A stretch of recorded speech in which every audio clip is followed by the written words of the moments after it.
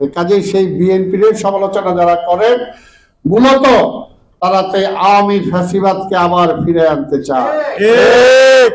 যারা ভোট পিছাইতে চান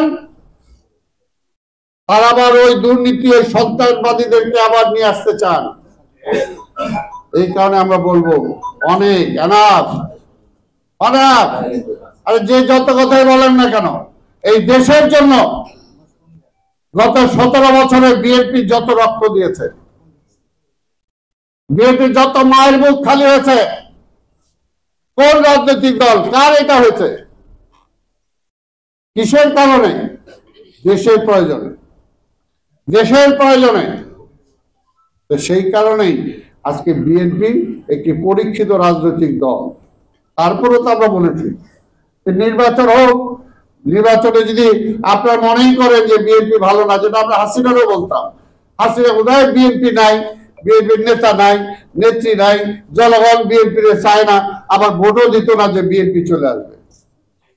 এখনো এরা বলে যে বিএনপি এই করতেছে, ওই করতেছে, ওই খারাপ করতেছে, বিএনপির জনগণ চায় না। তাহলে আপনি যদি মনে করেন বিএনপি খারাপ, তাহলে ভোট দিতে অসুবিধা কি? বিএনপি তার ওই র্যাব পুলিশ দিয়ে ক্ষমতায় যাবে না। বিএনপির র্যাব পুলিশ হলো জনগণ।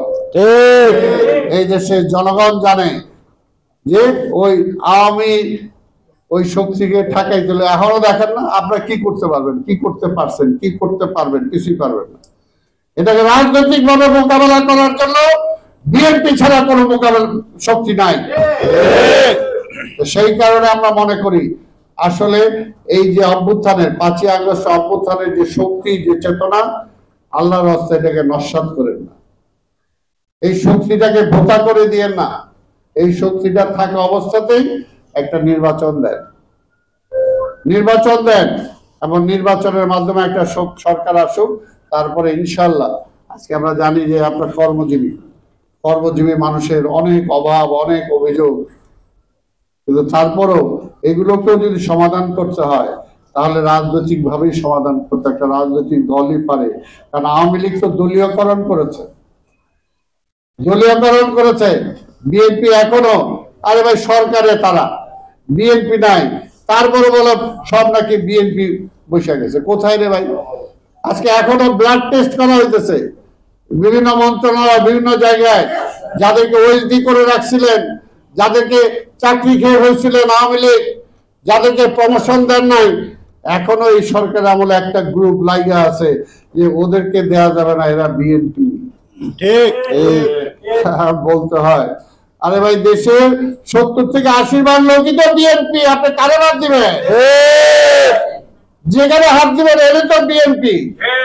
আর বাকি 2-4-5 ভাগ যদি থাকে হলো আওয়ামী লীগ, স্বৈরাচারের দোষর।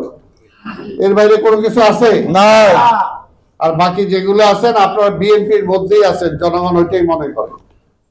কাজেই বিএনপি থেকে আলাদা হয়ে অনেকে চেষ্টা করতে পারেন, তাতে ওই আন্দোলনের শক্তিকে ব্যাহত করতে পারবেন। এর আগেও 72 থেকে 75 এই দেশ থেকে মানুষ আওয়ামী লীগকে ভাগাই দিছিল, কিন্তু আবার এই ফ্যাসিবাদ, এই আওয়ামী লীগ, এই আধিপত্যবাদের দোসররা ফিরে আসতে পারছিল, কিন্তু আমাদের মধ্যে বিভক্তির কারণেই। কাজে এখনো বলবো আল্লাহর রাস্তায় এই আন্দোলনকারী শক্তির মধ্যে বিভক্তি করেন না।